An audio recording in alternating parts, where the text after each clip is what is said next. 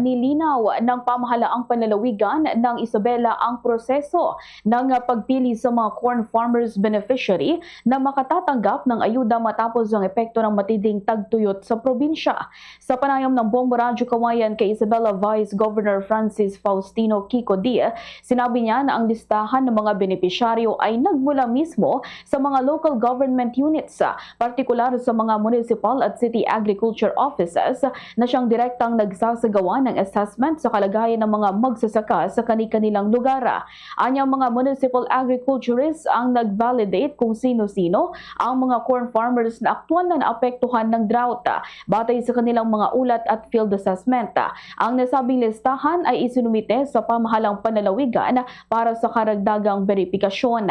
Ayon naman kay Regional Director Lucia Alan ng Department of Social Welfare and Development o DSWD Region 2, sumailalim din sa deduplication process ang listahan upang maiwasan ng dobleng pagtanggap ng ayuda, lalo na sa mga magsasakang may sakahan sa higit isang bayan o lungsod.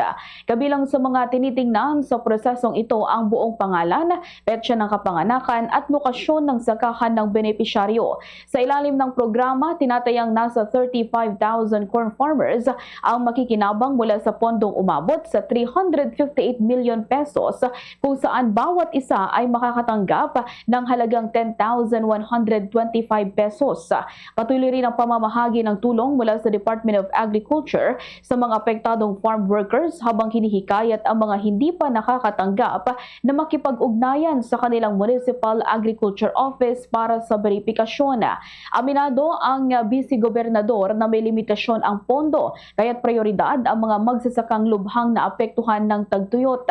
Gayunman tiniyak ng pamahalang panlalawigan ang patuloy na pagbibigay ng tulong at suporta sa sektor ng agrikultura. Ganitong magkasunod na pahayag ni DSWD Regional Director Lucia Alan at Vice Governor Kiko Die. At sa yung mga iba po na sana all, bakit hindi kasali, ay mangyari lang po na puntahan po ang kanilang municipal agriculturist kasi sa kanila po nanggaling ang sila po nag-certify kung pwede pa itong farmer na makakakuha ng assistance. Dadagdagan ko lang po yung sinabi ni Ma'am Lucia regarding sa sana all lang din na gusto man natin magbigay ng tulong sa lahat. Alam natin nangangailangan lahat ng tulong. Pero syempre, bibigyan naman natin ng prioridad yung talagang nasa landa, which is ang naging basehan lang naman po namin ay yung report ng municipal and city agriculturists natin. Doon lang po talaga kami nagbabase. Pero tanggap natin na kailangan ng tulong ng lahat. Pero we have to accept reality also na mas nangangailangan po ito ngayon. Kaya humihingi muna kami ng pasensya